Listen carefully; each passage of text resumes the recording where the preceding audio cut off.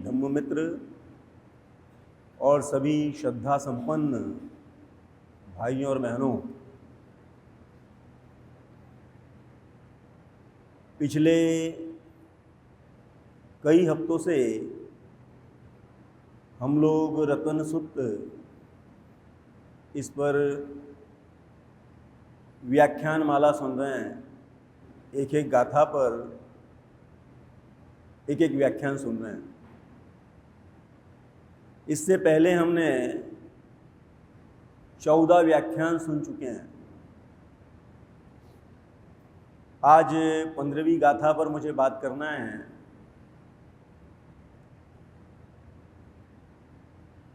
ये जो सूत्र है बड़ा ही महत्वपूर्ण सूत्र है। इस सूत्र की पार्श्वभूमि भी है। आप में से जो कई लोग नियमित रूप से आते हैं और इसके पहले व्याख्यान सुना होगा, तो उन्होंने ये सुना होगा कि ये जो सूत्र है भगवान बुद्ध द्वारा वैशाली यहाँ पर इसका पठन किया गया था आनंद द्वारा। आपको ये भी मालूम होगा कि वहाँ पर बड़ा अकाल आया था, महामारी फैल गई थी और बहुत से लोग भोजन के अभाव में मृत्यु का ग्रास बन गए थे और जगह जगह लोगों की लाशें पड़ी हुई थी। और इसी जो त्रासदी है, महामारी है, इसका निदान करने के लिए भगवान बुद्ध को आमंत्रित किया गया था। और वहाँ पर जगह जगह आनंद द्वारा ये जो सूत्र है रतन सूत्र, इसका पठन किया गया था। रतन सूत्र ये जो शब्द है बड़ा अर्थपूर्ण है और हर गाथा में आपने देखा होगा एक शब्द आता है रत्नंग पणितंग। सभी प्रकार के जो रत्न हैं इस लोक में, परलोक में या स्वर्ग में, पहले की जो गाथा है उसमें ऐसा कहा गया है कि वहाँ पर जो भी रत्न हैं, जो भी धन संपदा है, उन सब में ये जो रत्न हैं वो क्या है? रत्नंग पणितंग, रत्नों में सर्वश्रेष्ठ हैं। रत्न कितना ही आकर्षक हो, बहुमूल्य हो, उसकी अपनी कीमत होती है। लेकिन बुद्ध, धम्म, संघ ये ऐसे रत्न हैं जो अनमोल है, उनकी कोई कीमत नहीं, अमूल्य है वो। इसीलिए उनको रत्नंग पणितंग कहा गया है। दूसरी बात,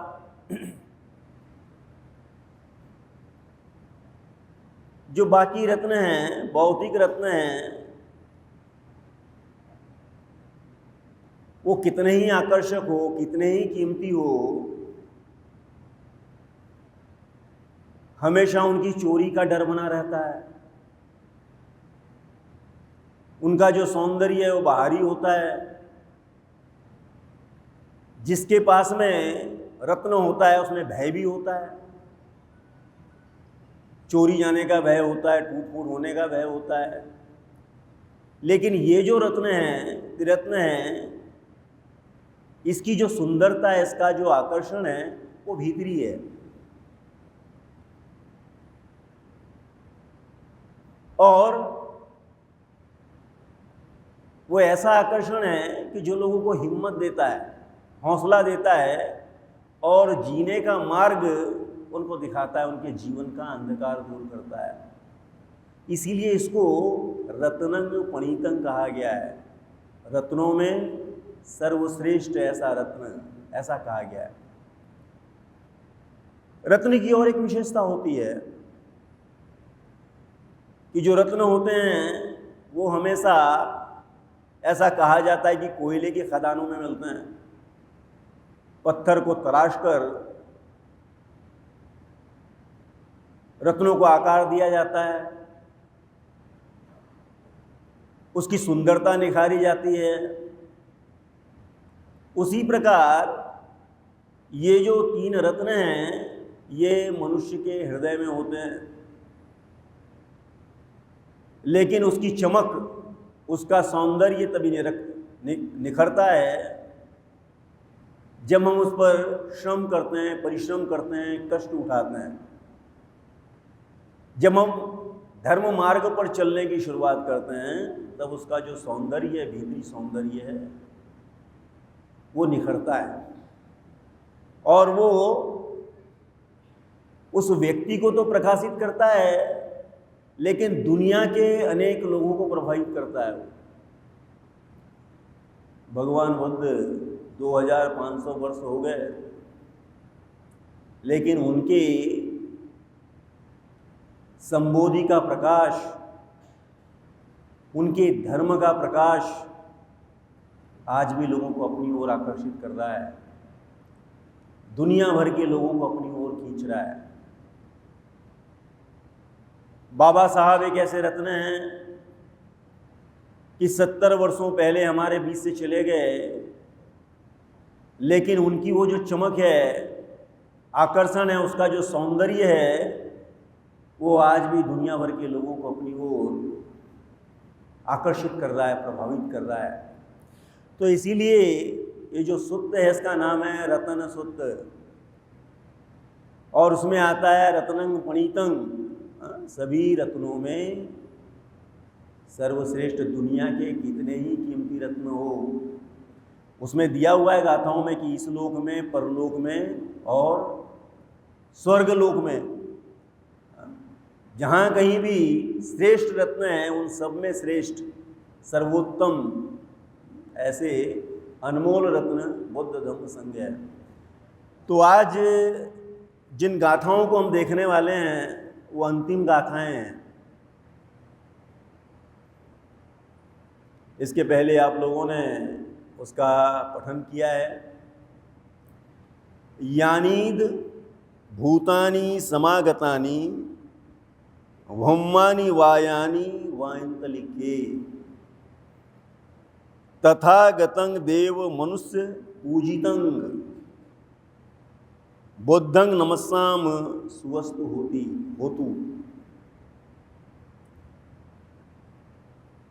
ये जो ऊपर के जो वाक्य हैं, ये जो लाइन है, वो आपने देखा होगा बार बार रिपीट होती है, और उसमें ये कहा गया है कि इस पृथ्वी पर और आकाश में उपस्थित, इस पृथ्वी पर और आकाश में उपस्थित जो मनुष्य हैं और देव हैं, मनुष्य और देवों को संबोधित किया गया है।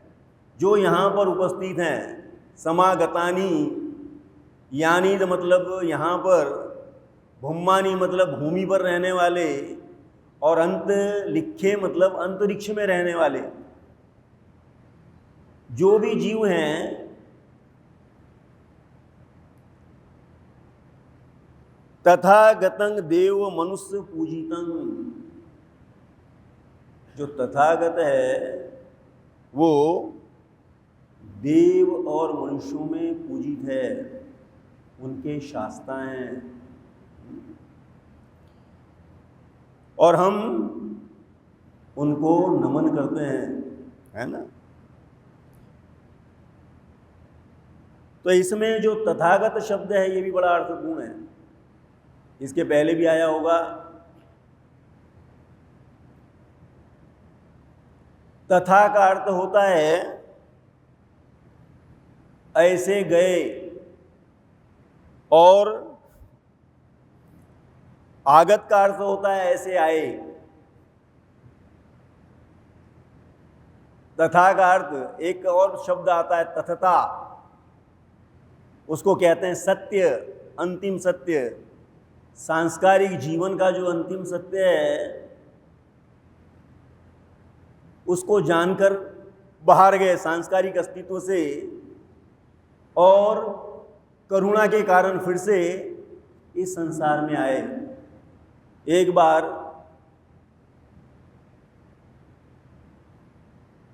भगवान बुद्ध से किसी ने पूछा कि संबोधि क्या होती है। बार बार आपके प्रवचनों में, आपके उपदेशों में ये शब्द आता है, संबोधि में क्या होता है।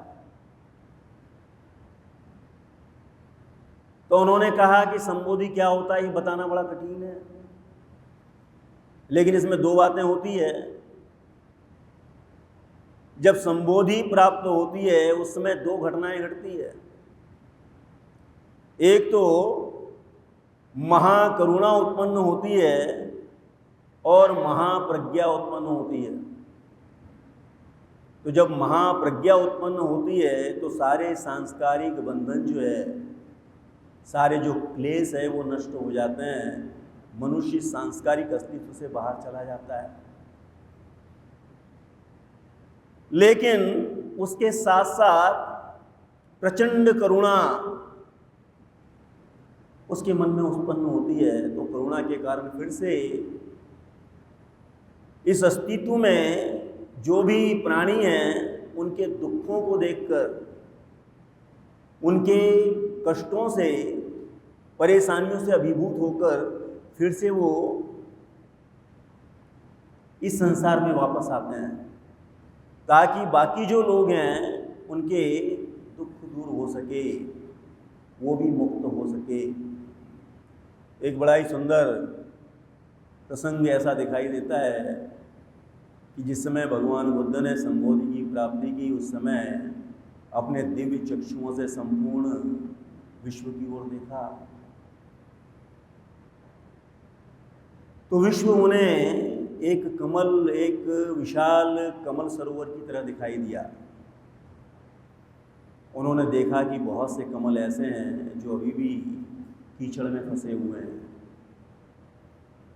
कुछ कमल जो है वो कीचड़ से ऊपर उठने का प्रयास कर रहे हैं, और कुछ कमल ऐसे हैं कि उनको थोड़ी सी मदद की आवश्यकता है।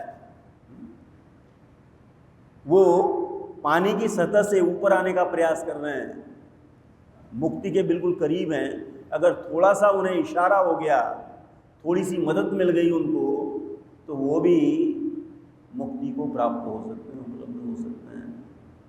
तो जो करुणा है वो अन्य लोगों के दुखों को देखकर, प्राणियों के दुखों को देखकर फिर से उसकी मुक्ति के लिए कार्यरत हो जाती है। और वैसे ही हम लोग बाबा साहब के जीवन में भी देखते हैं कि बाबा साहब को जब ये अनुभव हुआ, जिस समय बड़ौदा में वो नौकरी के लिए गए थे और जिस समय उन्हें अपमान झेलना पड़ा, उन्हें गाली गलौज करके और धमकियां देकर उनको जब निकाला गया, तो उस समय वहाँ पर एक उद्यान है, वहाँ पर किसी वृक्ष के नीचे बाबा साहब ने बैठकर देखा।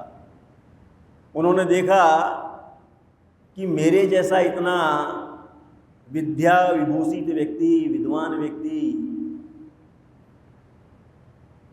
उसकी इस देश में क्या स्थिति है। तो मेरे जो असंख्य ऐसे अशिक्षित समाज बंधु है, उनकी क्या अवस्था होगी। और उनके मन में एक प्रचंड करुणा का स्पार्क हुआ और उन्होंने अपना संपूर्ण जीवन समाज में जो दलित, दमित, कुचले हुए लोग हैं उनके उत्थान के लिए लगा दिया। तो ये जो तथागत, ये जो शब्द है ये भी बड़ा अर्थपूर्ण है। जैसे रत्न ये शब्द अर्थपूर्ण है, कि जो रत्न है वो कोयले की खान में होता है, उसी प्रकार जो त्रिरत्न है बुद्ध धम्म संघ, ये प्रत्येक मनुष्य के हृदय में विद्यमान है। अगर आप प्रयत्न करते हैं, परिश्रम करते हैं, कष्ट उठाते हैं, तो वो जो आपके हृदय में छुपा हुआ जो रत्न है बुद्ध धम्म संघ है, वो फिर से प्रज्वलित हो सकता है, उसका जो प्रकाश है वो बाहर फैल सकता है। तो इस प्रकार देव मनुष्य पूजितं, देव और मनुष्यों में पूजी।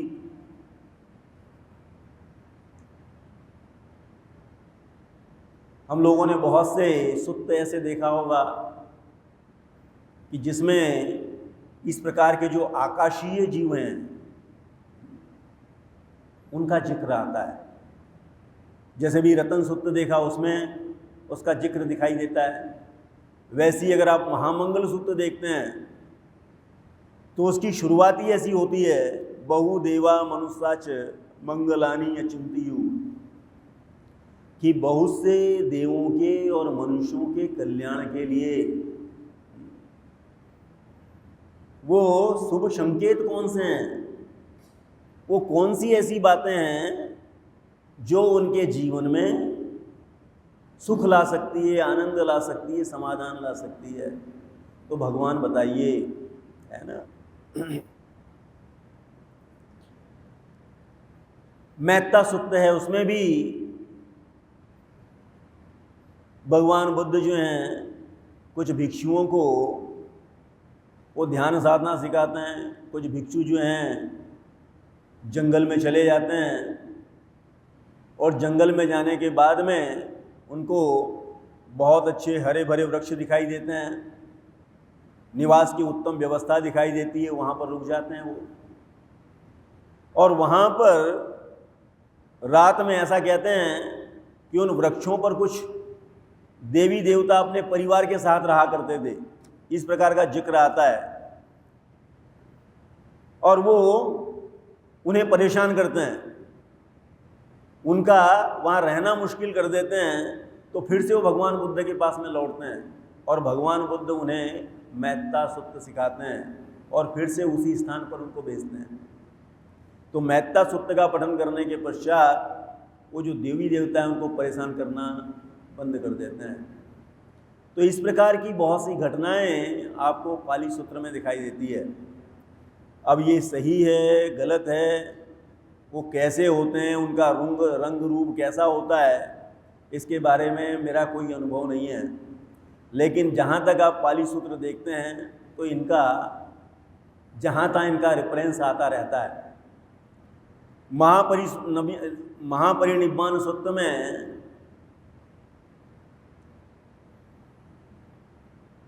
ऐसा एक रेफरेंस आता है कि भगवान बुद्ध उपदेश दे रहे हैं और कोई सागसमल इस नाम का जो भिक्षु है वो उनको पंखा जल रहा है। भगवान बुद्ध उसको बाजू में हटने के लिए कहते हैं। बाजू में हटने के बाद में जब वो सभा समाप्त हो जाती है तो आनंद बीच में बैठा होता है। तो आनंद के मन में एक प्रश्न उठता है कि भाई भगवान बुद्ध ने ये इन्हें बाजू में हटने के लिए क्यों कहा है। तो बाद में आनंद भगवान से पूछता है कि आपने उसे बाजू में हटने के लिए क्यों कहा। तो भगवान कहते हैं कि उस समय ये जो देव थे, देवी देवता थे, और दर्शन के लिए आ रहे थे और उन्हें अड़चन निर्माण हो रही थी। तो जिसके पास में दृष्टि है, ऐसा कहते हैं कि जिसके पास में दिव्य चक्षु है वो देख सकता है इस प्रकार के जीवों को। सर्वसाधारण आँखों से देखना या उसका अनुभव लेना बड़ा ही मुश्किल होता है। तो हम लोगों ने ऐसे बहुत से प्रसंग देखा होगा, मनुष्य ही नहीं तो आपको ऐसे कई उदाहरण दिखाई देते हैं कि जो भगवान बुद्ध के समक्ष नतमस्तक होते हैं। आपने सुदत्त या अनाथ पंडक का आपने प्रसंग सुना होगा कि जब वो पहली बार भगवान बुद्ध का नाम सुनता है तो उसे बड़ा आश्चर्य होता है, क्योंकि उसने पहले कभी सुन रखा था कि जो बुद्ध हैं वो कल्प कल्पों में एक आधी बार उत्पन्न होते हैं। जब वो अपने बहनोई के घर में जाता है और वहाँ पर जो कुछ तैयारियाँ चल रही होती है और सारे लोग सब काम में लगे होते हैं, चारों तरफ सजावट की जाती है, रास्ते साफ किए जाते हैं, तो उसको लगता है कि शायद किसी राजकुमार वगैरह की शादी वगैरह होगी। तो अपने बहनोई से पूछता है वो कि बोले ये जो तैयारियां चल रही है किस लिए तैयारियां चल रही है? तो उस समय उसको बताया जाता है कि यहाँ पर बुद्ध का आगमन होने वाला है। तो जैसे ही वो शब्द सुनता है उसको अपने कानों पर विश्वास नहीं होता है, उछल पड़ता है। वो बोलता है गृहपति तुमने क्या बोला? तो फिर से दोबारा वो रिपीट करता है, बोलता है मैंने बुद्ध बोला। तीसरी बार फिर पूछता है वो, और ऐसा कहा जाता है कि वो इतना रोमांचित हो जाता है कि रात भर वो सो नहीं पाता है रोमांच के मारे। रात में कई बार उठकर बैठता है वो, और बड़े जल्दी सवेरे वेणुवन की ओर चल देता है भगवान बुद्ध से मिलने के लिए। उस समय भगवान बुद्ध कुछ संक्रमण करते रहते हैं, तो उसको देखते से ही भगवान बुद्ध कहते हैं कि सुदत्त आओ। तो इस प्रकार हम लोग देखते हैं कि वो जो अनाथ पंडक है, ऐसा कहते हैं कि उसका जो मान सम्मान था बिल्कुल राजाओं की तरह था। इतना बड़ा आदमी था वो, इतना पैसे वाला आदमी था वो। और आपने ये भी सुना होगा कि उसने जो जेतवन है उसको खरीदने के लिए 65 एकड़ था वो, स्वर्ण मुद्राएं बिछाकर उसने वो जेतवन खरीदा था। ऐसा पाली ग्रंथों में दिखाई देता है। तो भगवान मनुष्यों के, सर्वसाधारण मनुष्यों के नहीं, तो बड़े से बड़े जो राजा थे उस समय उनके द्वारा भी वो पूजित थे, वो भी उनकी पूजा करते थे। ऐसा ही एक प्रसंग आता है राजा प्रसेनजीत का। 76 वर्ष के हो गए वो, और ऐसा कहते हैं उस समय वेदुलप ऐसा कोई शाक्य गणराज्य में कोई स्थान था। तो वहाँ पर अपने सेनापति के साथ में वो आए हुए थे, और उस समय बड़े खिन्न थे वो। उनकी मनोअवस्था जो थी वो ठीक नहीं थी, उदास थे वो। तो कहते हैं उनके जो सेनापति था उसका नाम शायद कारायण ऐसा कुछ नाम था, सामने और एक शब्द था मैं भूल गया। तो कहते हैं उससे पूछते हैं कि इस समय मेरे शास्ता कहाँ होंगे? तो वो बताते हैं, उनका जो सेनापति था उनको बताता है कि वो यहीं पास में रुके हुए हैं। वेदुलुप ये जो स्थान है, यहीं बीच में कहीं कुटी बनाकर रह रहे हैं वो। तो बोले चलते हैं उनके पास में। तो वहाँ पर वो जाते हैं। आसपास बहुत से भिक्षु बैठे रहते हैं। तो भिक्षुओं से प्रसेनजीत राजा पूछते हैं कि बुद्ध कहाँ पर है? तो बताते हैं कि बुद्ध जो है वो बीच में जो कुटी दिखाई दे रही है वहाँ पर अंदर है। तो पूछते हैं क्या मैं उनसे मिल सकता हूँ? तो भिक्षु कहते हैं मिल सकते हैं आप, लेकिन आप वहाँ पर जाइए सामने और थोड़ा सा खांसिए, ताकि उन्हें मालूम पड़ेगा कि कोई आया हुआ है और मिलना चाहता है।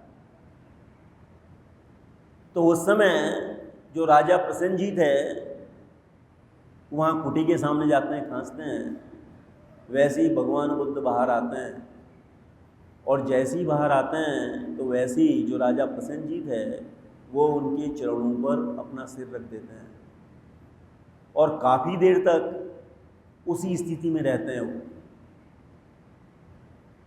तो भगवान बुद्ध कहते हैं कि महाराज, आप इस शरीर को, नश्वर शरीर को इतना आदर क्यों दे रहे हैं? मेरी और आपकी जो उम्र है, मेरी भी उम्र 76 वर्ष है और आपकी उम्र 76 वर्ष है और हम दोनों मित्र हैं। तो जो राजा प्रसेनजीत है वो भावुक हो जाता है।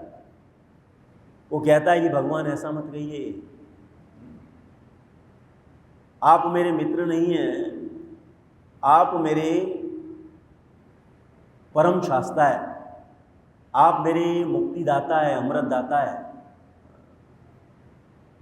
और कहता है कि मैं जो, रही बात सम्मान की, तो मैं आपका जो सम्मान करता हूँ उसके 4 कारण हैं। तो 4 कारण बताता है वो। बोले पहला कारण ऐसा है कि अन्य सांप्रदाय में जो श्रमण और गौतम है, श्रमण और बामन, उस समय पाली ग्रंथों में अगर आप देखेंगे तो ब्राह्मण शब्द नहीं आता है, समन शब्द आता है, श्रमण भी नहीं आता है। ये बाद में ये जो शब्द हैं ये परिवर्तित हो गए। तो बोले जो भी समण और बामन हैं वो जब गृह त्याग कर देते हैं तो अपने गृह त्याग से वो खुश दिखाई नहीं देते हैं, दूसरे परंपरा के लोग।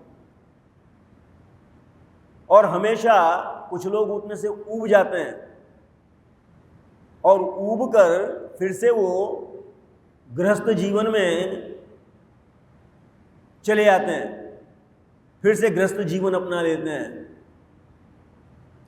लेकिन भगवान, मैं आपके भिक्षुओं को देखता हूँ, तो आपके जो भिक्षु हैं बड़े ही शांत और संतुष्ट दिखाई देते हैं, शीलों का आचरण करते हैं, ब्रह्मचर्य का आचरण करते हैं और अपनी मुक्ति के मार्ग में लगे रहते हैं। इसलिए भगवान, मैं आपका आदर और सम्मान करता हूँ।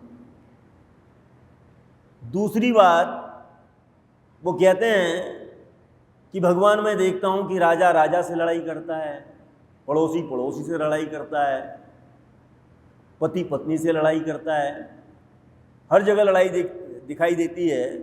लेकिन एक संघ ऐसा आपका है जिसमें जिस प्रकार दूध और पानी होता है वो एक रूप होते हैं, उसी प्रकार आपका जो संघ है वो एक रूप दिखाई देता है। अगर कहीं किसी से कहीं विवाद होता है तो आपका जो संघ है उसके लिए वो पाप देशना करता है। तो ये भगवान, ये दूसरा कारण है। और तीसरा कारण ऐसा है कि मैं एक मुर्दाभिषिक्त राजा हूँ, मैं चाहूँ तो किसी को मृत्युदंड दे सकता हूँ, मैं किसी व्यक्ति को देश से बाहर निकाल सकता हूँ। लेकिन मैं जब सभा में उपस्थित होता हूँ तो उस समय जो शांति आपकी परिषद में दिखाई देती है वो शांति वहाँ दिखाई देती है। इतना सब होने के बाद भी उस परिषद में लोग मुझसे डरते नहीं हैं, लेकिन भगवान, आपकी जो परिषद है उसमें निरब्ब शांति होती है। एक बार मैंने सुना कि आप प्रवचन दे रहे थे और एक भिक्षु ने थोड़ा सा खांस दिया, तो बाजू में जो भिक्षु बैठा था उसने कहा, भिक्षु आप निशब्द हो जाइए, भगवान उपदेश दे रहे हैं। तो भगवान, आपकी जो परिषद है उसमें जो शांति होती है, अनुशासन होता है, विनय होता है, उसकी मिसाल कहीं और दिखाई नहीं देती है। मेरे पास में इतनी शक्तियाँ होने के बावजूद भी, इतना प्रभावशाली राजा होने के बाद भी वो जो शांति है वो दिखाई नहीं देती है। तो ये तीसरा कारण है। और चौथा कारण है कि जब लोग सुनते हैं कि भगवान बुद्ध का आगमन होने वाला है, तो जो बहुत से विद्वान लोग होते हैं, जो तर्क में निपुण होते हैं, वो सोचते हैं कि मैं भगवान को इस प्रकार से प्रश्न पूछूंगा, उस प्रकार से प्रश्न पूछूंगा। लेकिन जब वो आते हैं आपकी परिषद में, आपकी सभा में आते हैं और आपका प्रवचन सुनते हैं, वो गदगद हो जाते हैं और इतने प्रेरित हो जाते हैं, प्रेरणा से भर जाते हैं कि वो सारे अपने प्रश्नों को छोड़कर वो आपके भिक्षु संघ में शामिल हो जाते हैं। तो भगवान ये जो 4 कारण मुझे दिखाई देते हैं, इसलिए मैं आपको नतमस्तक होता हूँ या प्रणाम करता हूँ। तो इस प्रकार ये जो गाथा जो कह रही है, तथागतं देव मनुष्य पूजितं,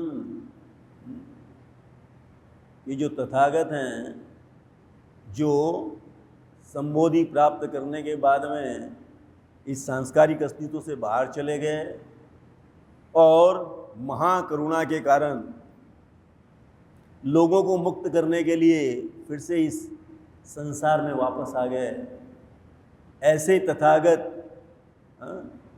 मनुष्य और देवों द्वारा क्या हैं, पूजित हैं।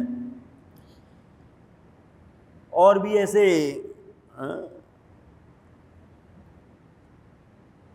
हम लोगों ने सुना होगा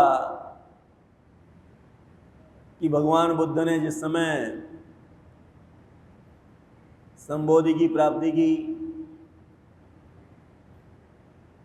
तो उस समय उनके मन में एक बहुत बड़ा प्रश्न निर्माण हुआ कि धर्म इतना सूक्ष्म है, समझने के लिए कठिन है। तो पहली बात, जो लोग हैं तरह तरह के कर्म कांडों में, तरह तरह के मतों में फंसे हुए हैं, तो क्या वो उसको सुनेंगे? और सुन भी लिया तो क्या उसको समझेंगे? और समझ भी लिया तो क्या उसको अपने जीवन में उतारने का प्रयास करेंगे? इस प्रकार के प्रश्न उनके मन में निर्माण होते हैं। तो उनको लगता है कि कौन इस झंझट में पड़ता है लोगों को उपदेश देने के, सिखाने की। तो उस समय पाली ग्रंथों में ऐसा कहा जाता है कि ब्रह्म संपत्ति, ब्रह्मलोक से, पाली ग्रंथों में पढ़ा होगा आप लोगों ने। तो ये जो प्रसंग है बार बार आपको दिखाई देते हैं कि वो ब्रह्म संपत्ति उनके पास में आते हैं।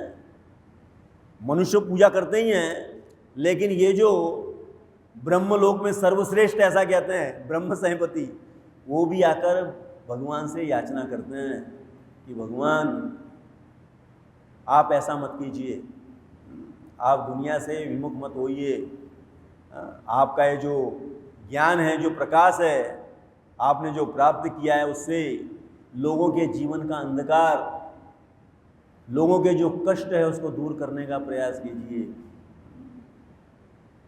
इतना ही नहीं, तो आड़वक नाम का यक्ष,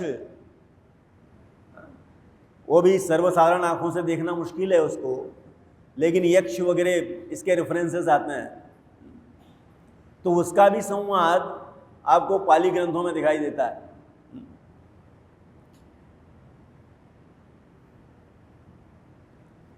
इसके बाद में एक और घटना मुझे याद आती है, क्योंकि समय थोड़ा है।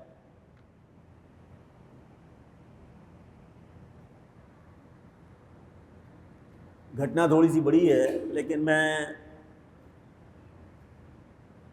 आपको बताने का प्रयास करता हूं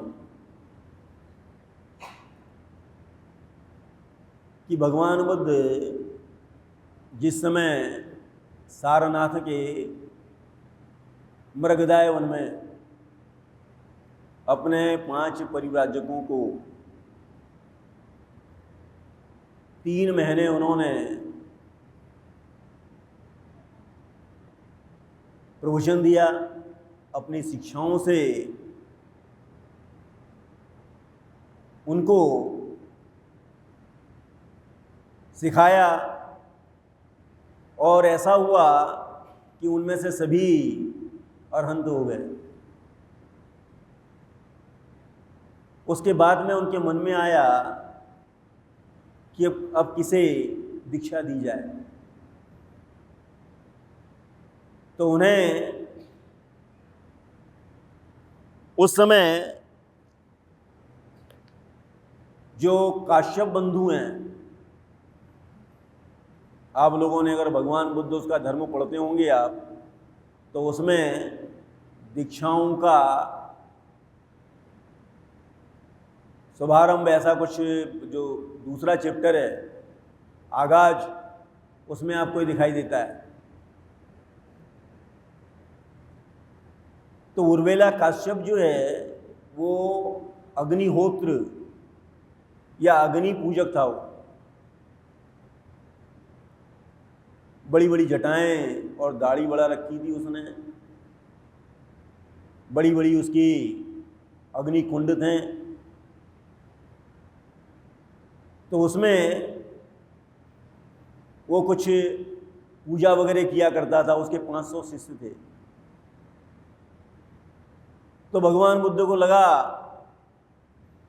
कि उसे दीक्षा दी जा सकती है। उसकी उम्र उस समय 120 वर्ष थी और भगवान की उम्र उस समय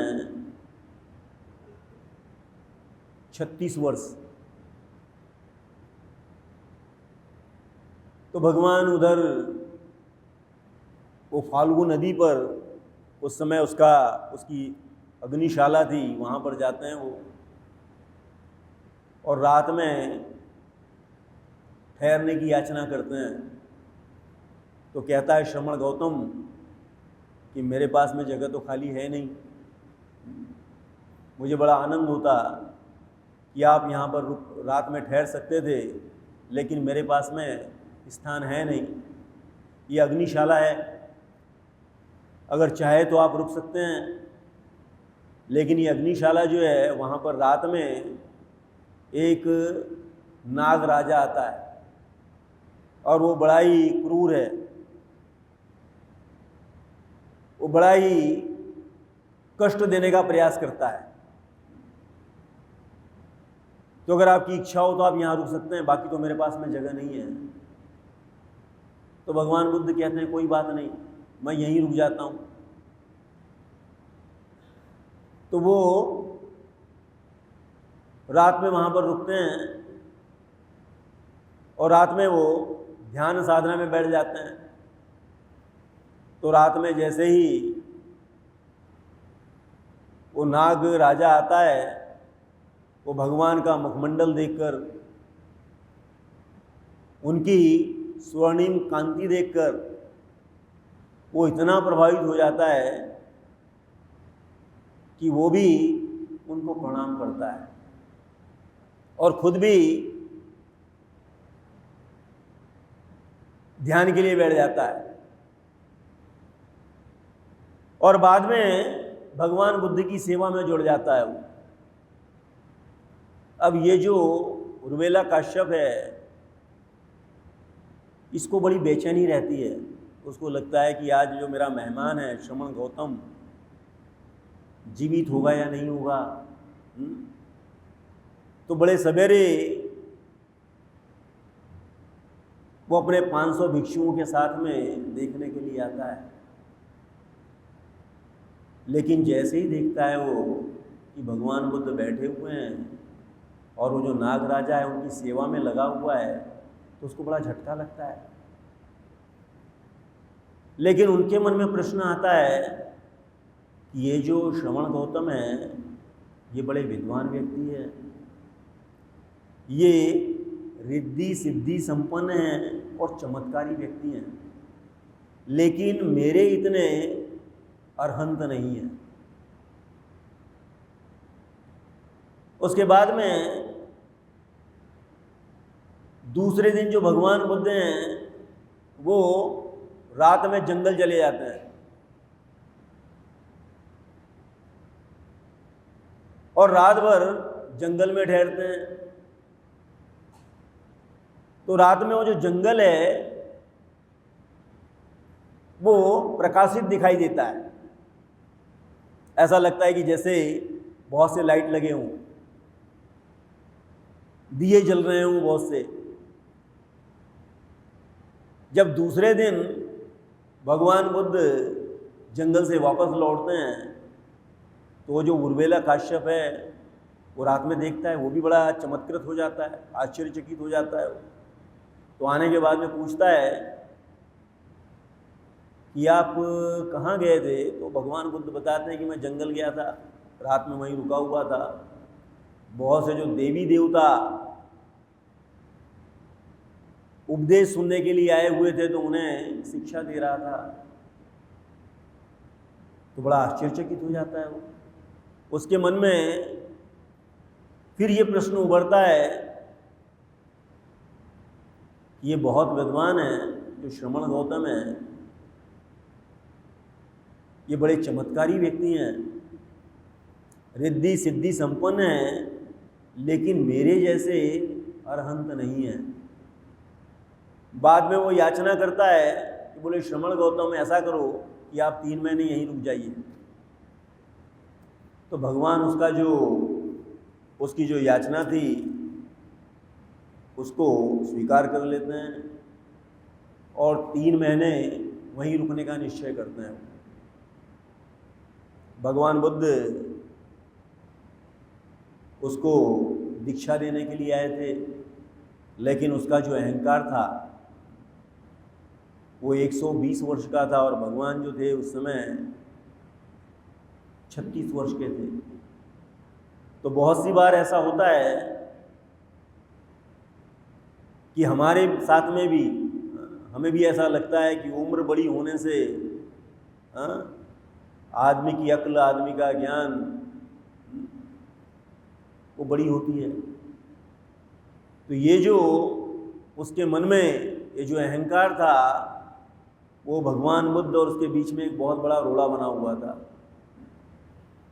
15 दिन के बाद में वहाँ पर राजा बिंबिसार उनका मंत्रिमंडल आने वाला था। तो वो जो उर्वेला काश्यप है उसके मन में एक प्रश्न उठा कि अगर श्रमण गौतम यहाँ पर होंगे और उनके मंत्रियों ने या राजा ने कोई प्रश्न पूछा और इन्होंने अगर बेहतर उत्तर दिया, मुझसे अच्छे उत्तर दिया या उनका समाधान किया तो मेरा क्या होगा? मुझे जो मान सम्मान मिल रहा है, पैसा मिल रहा है, आदर सत्कार हो रहा है, उसका क्या होगा? भगवान बुद्ध ने उसके मन की बात जान ली और उस दिन वो जिस समय वो आने वाले थे उस समय भगवान बुद्ध चले गए, फिर से जंगल चले गए और रात में वहीं रुके। दूसरे दिन जब वापस आए तो उसके पहले वो मंत्रिमंडल और राजा वगैरह सब चले गए थे। तो उर्वेला काश्यप पूछता है, बोले आप कहाँ गए थे? कल वो राजा बिंबिसार आया था, उसका मंत्रिमंडल यहाँ पर आया हुआ था, आपका भी परिचय हो जाता था। तो भगवान बुद्ध मुस्कुराते हैं और कहते हैं, उर्वेला काश्यप, क्या तुम्हारे मन में इस प्रकार के विचार नहीं आए थे कि सिद्धार्थ गौतम अगर यहाँ पर उपस्थित होगा और अगर राजा या उसका मंत्री अगर कोई प्रश्न पूछते हैं और उन्होंने अगर अच्छे से उत्तर दिया तो मेरा मान सम्मान कम होगा? इस प्रकार के विचार आपके मन में नहीं आए थे? तो उस समय और एक बहुत बड़ा झटका लगता है उसको लगता है ये भगवान बुद्ध हैं, दूसरे के मन की बातें भी पढ़ते हैं। वो डर गया थोड़ा, लेकिन फिर उसके मन में एक बात आई कि भले ही भगवान बुद्ध दूसरे के मन की बातें पढ़ते हैं, विद्वान हैं, चमत्कारी व्यक्ति हैं, लेकिन मेरे जैसे अरहंत नहीं हैं। ऐसा कहते हैं 3 महीने भी पूरे हो गए। जब 3 महीने पूरे हो गए तो भगवान बुद्ध ने एक दिन कहा, उर्वेला काश्यप, न तो तुम अरहंत हो न ही श्रोतापन्न हो, न ही उस मार्ग के बारे में तुम जानते हो। तो पहली बार उसका जो अहंकार है अरहंत होने का, उसको झटका लगता है, वो टूटता है, और उसके बाद में कहता है कि मुझे बताइए। तो भगवान बुद्ध उसको धर्म उपदेश देते हैं कि सब कुछ चल रहा है। हाँ, तो वो बहुत बड़ी बात हो जाएगी। मुझे लगता है कि इस प्रकार हम लोग देखते हैं कि भगवान बुद्ध जो हैं, जिसको हम लोग जिनको तथागत भी कहा जाता था, बहुत से उनके उपनाम हैं, तो वो केवल देवों और मनुष्यों के ही शास्ता नहीं है, या उनके द्वारा ही उनकी पूजा नहीं होती है। तो इस सृष्टि में और भी ऐसे जीव हैं, वो भी उनकी पूजा करते हैं। और बाद में ऐसा कहा गया है, बुद्धं नमस्साम सुवस्थि होतु, कि ऐसे भगवान को, बुद्ध को हम नमन करते हैं और इससे सभी का कल्याण हो। तो इस प्रकार आज के इस वर्ग में मुझे जो अवसर मिला, तो उसके लिए मैं जो आयोजक हैं उनको धन्यवाद देता हूँ। और आप लोगों ने बड़ी शांति और सद्भाव से मुझे सुना, तो इसके लिए आपके प्रति भी मैं अपना आभार व्यक्त करता हूँ। और इन्हीं शब्दों के साथ में मैं विराम लेता हूँ। जय भीम।